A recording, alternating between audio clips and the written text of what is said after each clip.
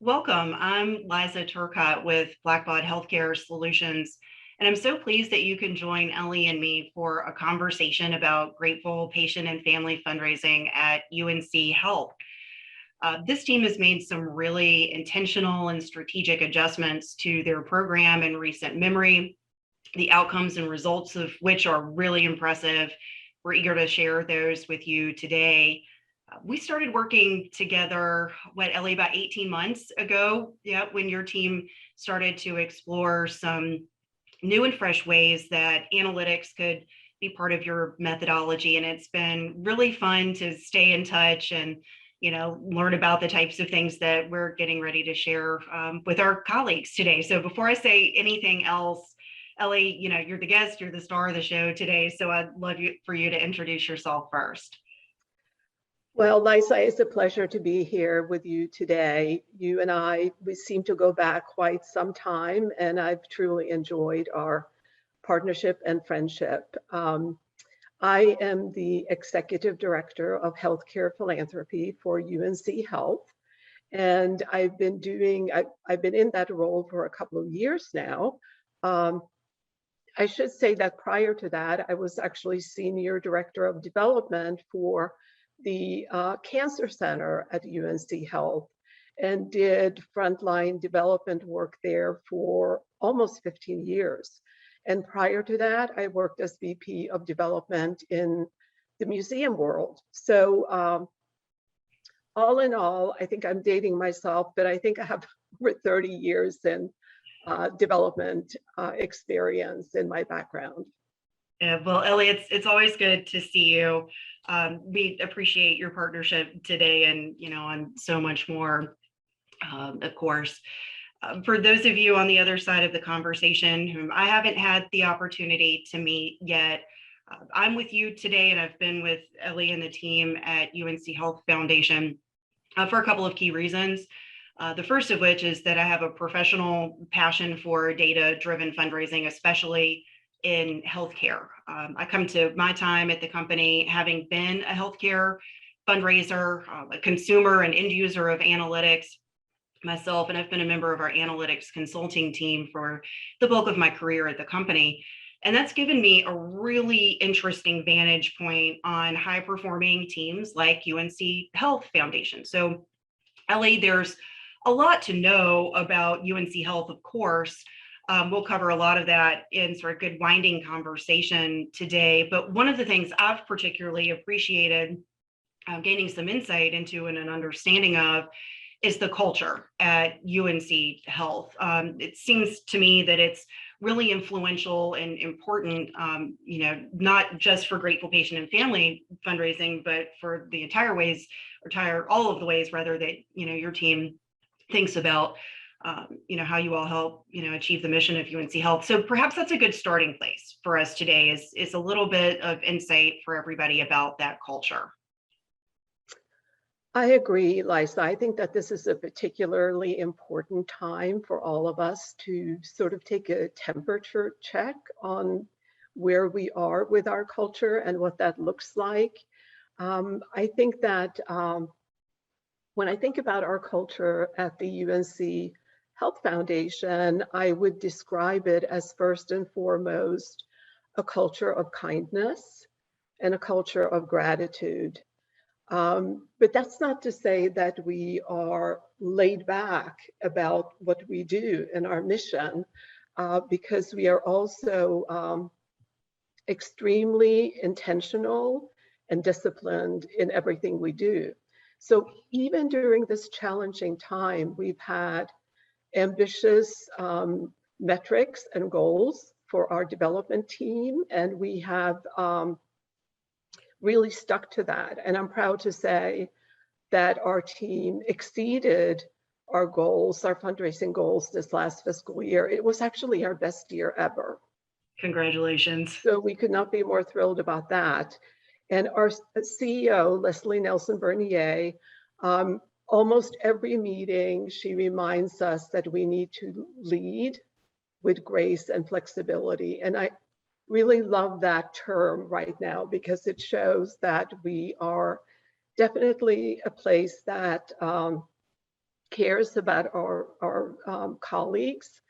And we are always, thanking one another for the work that we're doing. We're being especially gracious and collegial, and that's worked really well for us. Now, I think it's also a really good time to take your internal temperature. And what I mean by that is, it's been tough for all of us during this time. And I have seen people in other institutions who've sort of decided that they don't want to do this work anymore. And I think that's okay.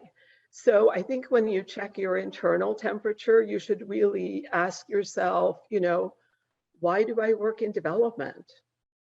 Why did I decide to focus on healthcare? And if you're not sure about the answers to those questions anymore, then I think it's, either time to decide to do something different, perhaps, or to really decide to reignite the passion and that brought you here in the first place.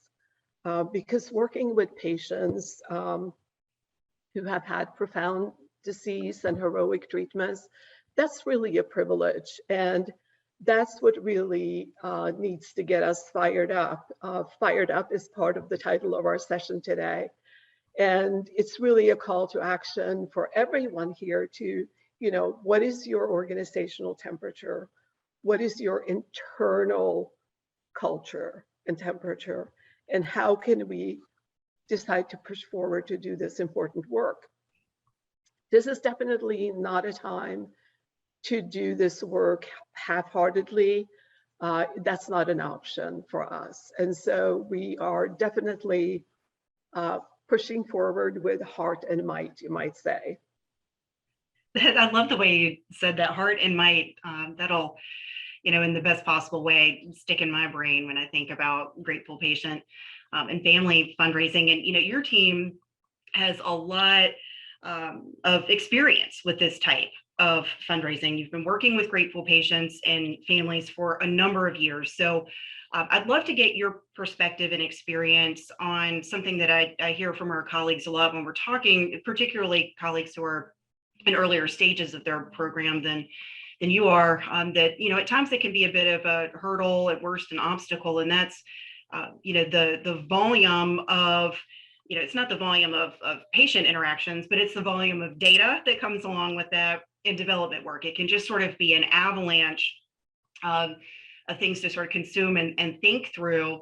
And so I'm eager to, understand and help everybody else understand how your team approaches this and achieves the manageability that's so important in this area.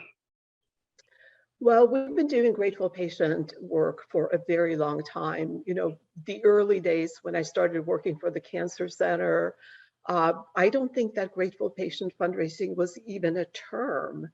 But somehow I knew that if I connected with physicians and I developed a relationship with them, they would feel comfortable referring patients to me. So it was a very small group of patients that I was working with.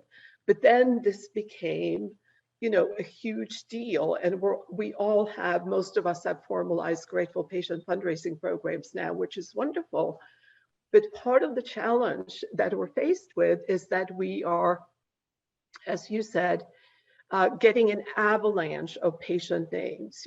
Everyone that comes through our doors at our various hospitals and outpatient clinics, all of those names were being screened through, I would say, a rather clunky wealth tool a few years ago, and that's what we kept using. So it was an unmanageable amount of patient names, and it was not reliable. It was too large a pool.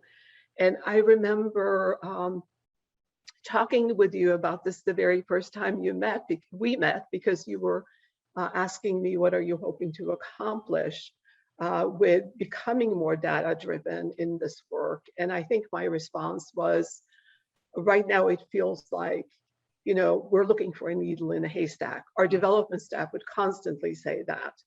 And so if anything, that needs to be more manageable. And I think you said in response, we're going to make that haystack a lot smaller. Mhm. And that gave me a great deal of reassurance. Your team has had this wonderful level of investment in and, intentionality around your grateful patient and fundraising efforts. I mentioned it earlier, but I'd love to talk about it, the impressive results that you all have seen recently. And so I'll pop some of those on the screen now, for our colleagues just to sort of have something to lay their eyes on. But certainly appreciating that there's a lot that goes into achievement of results, those few things that are on the screen now. If you walk everybody through not just the data that's here, but, give everybody maybe a peek behind the curtain that, into the really good development work that's been such an important part of this. Yeah, definitely. We want to dig a little deeper into these numbers. I just want to quickly also add that, we did not know, I did not know that there was a solution to this problem of, the large pool of patients. And I was in a meeting with Paige Bullington of Blackbaud a couple of years ago, and she mentioned the patient conversion model that her team had developed. And then she went on to talk about something else. And I remember raising my hand and I said, "Stop, Paige, what is that?" And then she explained that this was a tool that we could use to surface our top grateful patient prospects. And she and I spoke after the meeting, and the rest is kind of history. But from that point on, that journey led us to do a number of things. In addition to using the patient model platform, that was really an opportunity for us to develop a number of internal data analytics tools that would be complementary to the patient model. And that's what really, that combination of things working in tandem is really what brought us to a place of seeing these rather remarkable numbers where, since we implemented these tools, we've seen a 73% increase in major giving from grateful patients. And we've seen 164% increase in annual giving and acquisitions. And so the kinds of tools that we've built around the patient modeling platform is, for instance, the development officer grateful patient metrics. Every development officer has a set of metrics related to grateful patient work. For instance, someone is expected to generate 40 physician referrals with physicians that they work with. They're expected to do 30 qualifications a year. And they're also expected to close 12 gifts from grateful patients. So those metrics work hand in hand with the model, right? And we also have heat maps that we've developed internally so that once we assign a prospect to a development officer, that actually is the green lit box by the name of that patient prospect. And everyone is asked to have a follow-up conversation with the physician within 2 weeks of being assigned this patient. And if that conversation does not take place in a timely manner, then the heat map turns to red by that name. And no one wants to have a red heat map. Everyone strives to have a green heat map. So I think that's an incentive to really work quickly and efficiently in following up on these prospects. Well, I certainly agree with you. Everything you described there, great examples of this, again, really good development work. I have a feeling that's going to be my phrase today as we sort of continue our conversation, the importance of that and, really strategic focus, it just can't be overstated. And, I spent a lot of time, talking about this type of fundraising with people, as do you. And everybody's sort of trying to figure out what the keys to success are here. So maybe we can build on, some of the examples you've given us already about good development work, and talk a little bit more about what you found to be most important, in your experience and for UNC Health Foundation. So, maybe it's the way you've structured your team, or, you've trained them in some way, or, you've thought about best practice, fundraising, and made some adjustments or tweaks for this unique type of approach. What can you tell everybody about keys to success for your organization? So yes, so before we do that, let's talk a little bit about this, the circles in this slide again, if you can go back just for a second, because it's important to note that, the annual giving, the acquisition number, which is also obviously quite impressive. What we've done differently there, in addition to using the model that you all developed, we have also increased the frequency of our mailings. And we have also become more creative about the kinds of letters that we send to different target audiences. The model is actually giving us, categories of what people tend to support. And so we can target a particular mailing to what we call the humanitarians. And we have, the letters are a lot more compelling than they used to be. So that accounts for that huge jump in acquisition. And the timeliness is so important for both of these efforts, because the window of gratitude is very limited. We know now that if you wait 60 days after someone finishes their treatment, the likelihood of them engaging with your institution almost jumps off a cliff. So the best time for a development officer to be introduced to a patient is clearly while they're still in treatment or starting their treatments. It doesn't have to be the patient, it can be a family member. And that's a big part of what we coach our physicians about.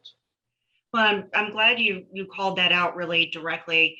As we've worked together, and particularly early on, a focus on that window of gratitude and how narrow it is and how important that is to you all is something that, in the best way, you really pushed us to help you think about, how we could, be part of a process that would be a good fit for you all, and really align with how quickly you all wanted to take action in this area, and rightfully so. And that's, I don't want to rush you. So if you want to keep talking here, but it's actually a good, sort of transition point into talking about some of the notes that are called out here, and you can provide some great commentary. All right, so I think that these are definitely all keys to our success. And obviously, I just talked about the window of gratitude, which is definitely one of the important elements of success.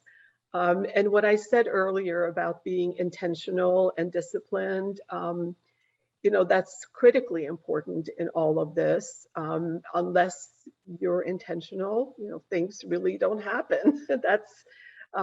That's pretty obvious. And I think, if we stick to the fundamentals of fundraising right now, everyone is asking, what should we do differently during this challenging time? And I'm always reminding everyone to go back to the fundamentals of doing this work. That's more important now than ever. And what does that mean exactly? Well, it means doing really good discovery and qualification, for one thing.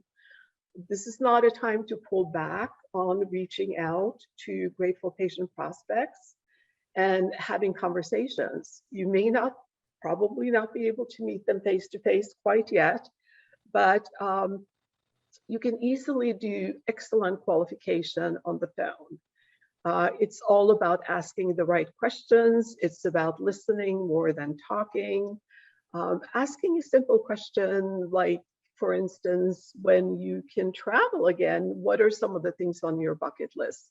And it's amazing the things you can find out when people share about their affluence level, when they share the places that they have gone would like to go back to or would like to visit for the first time. And I think that being authentic is more important than ever right now. Getting someone that you're calling for the first time on the phone to decide that they want to stay and talk with you on the phone, that's really half of the battle, right? And in order to do that, you have to be interesting, you have to be likable, you have to be someone that person enjoys talking with. And I think it's also okay to be a little vulnerable, like right now.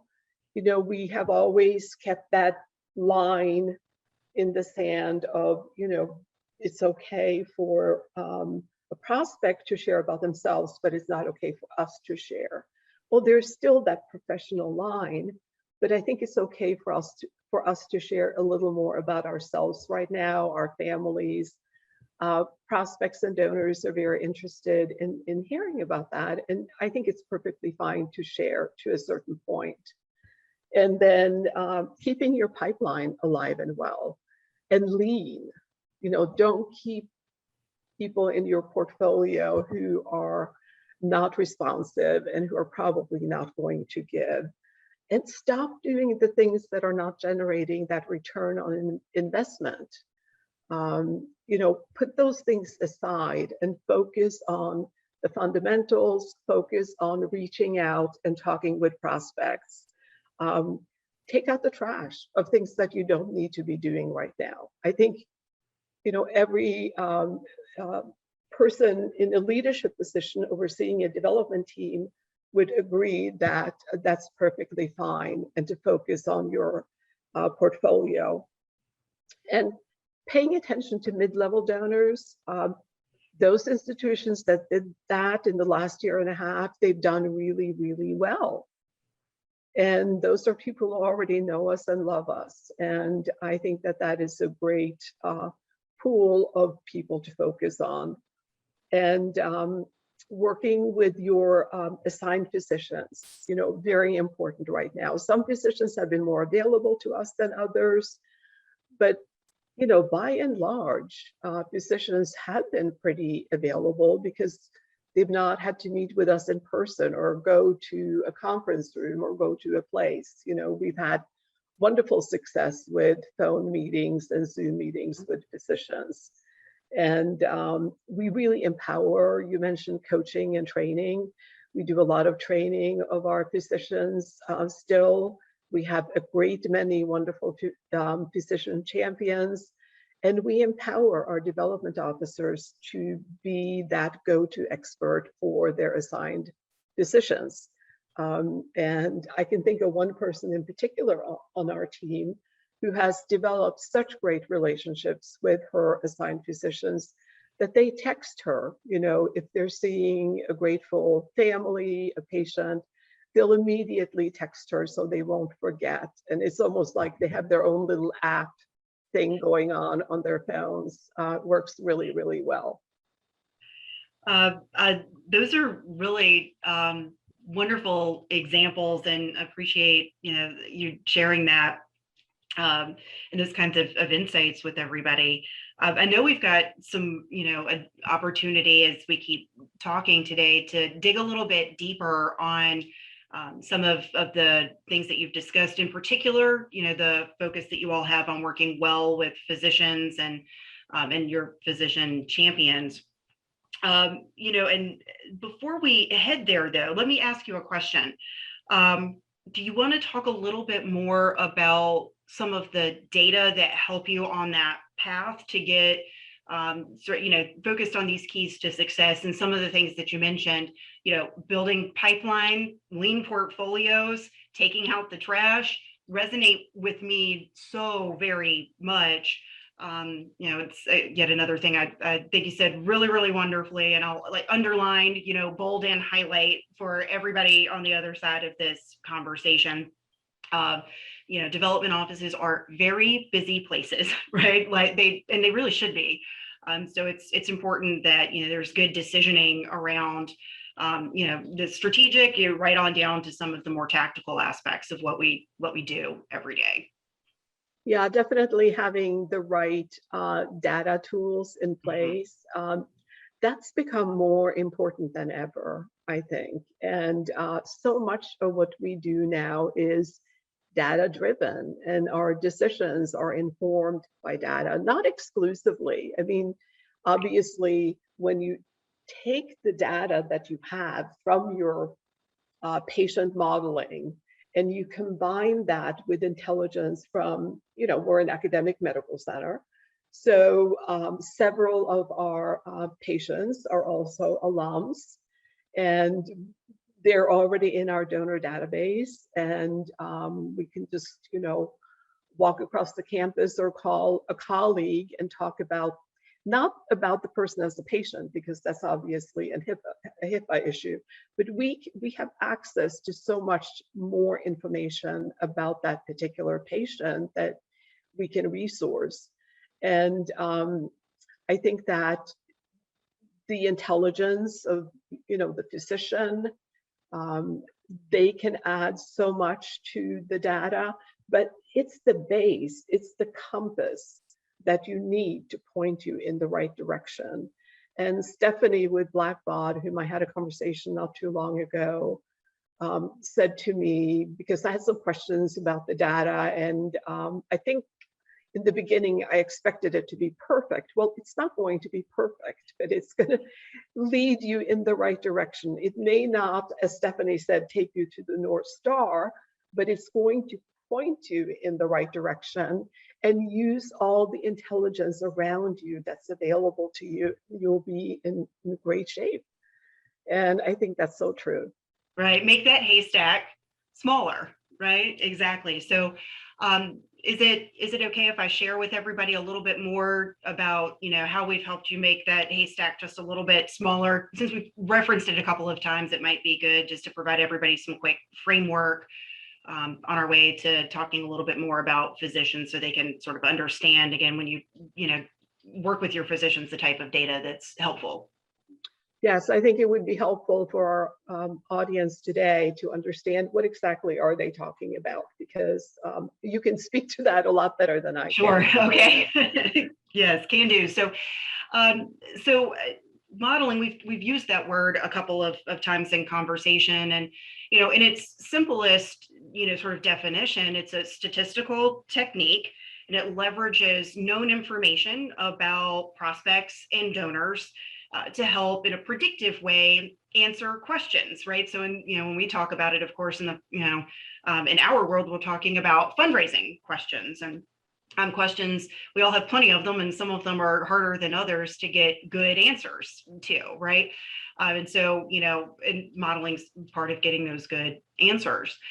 In this case, we built a patient conversion model for UNC, and the goal there is to help answer the question of which patients coming through their doors are more likely than others to convert to being donors, specifically to UNC Health. So to get there and to be able to build something as custom as we did here, we did a couple of things. The first thing we wanted to understand, we're not just who those patients are, but leveraging HIPAA compliant, of course, HIPAA compliant information, a little bit more about the relationship between those patients and UNC Health. Who are they to UNC? Who's UNC Health to them? We're able to go to the public space and round out those sort of known data points with information, really robust details that sort of expand and augment on the relationship side of things. And so think about things like wealth indicators and broad philanthropic behaviors, some socioeconomic and demographic details, those kinds of things. And then finally, we also want to understand from the sort of existing base of donors, what are the important patterns there, and with a particular focus on patients who have recently converted to being donors. So sort of what does the profile of that, the people already exhibiting the behavior that we want to identify in others, sort of what's that profile? And through those sort of data sets and the application of advanced statistical techniques, we're able to return really concise, data that's easy to use and plug into the program. And so I'll talk really quickly, and Ellie, you've done a good job, teeing some of this up. So I'll move through this really quickly and then ask you to, illuminate on anything you want to about organizational specific data. So you talked a little bit about, some of the persona type detail that we're returning. So, it's great to know who you should be talking to, right? But often the next question is, what do we say, right, to those people? So we're able to, share with you and other customers a little bit about, what kinds of things, people are most interested in supporting. You noted that really well as part of some of the ways that you all have impacted your mass communication strategies. Beyond that, some concise capacity indicators sort of help differentiate people with interesting capacity, right? That might be well suited for a different approach, maybe perhaps assignment to a gift officer, right? It's just sort of one example. And I'd love to, if I could, pause here and give a compliment to you and to UNC Health, and then hopefully also provide something that's really important for our colleagues on the phone to understand. And it's a lesson I think we all learned coming out of this 18-month journey we've been on. And your team, as well as any customer I've ever worked with, did an amazing job of really understanding the process, A to Z, right? Like, how is this going to work? So, you're interested in the technical, details about the data, of course, to make sure, it was a good fit for your team. It would help answer the questions that you had. But your team was also, really interested in, things like data management.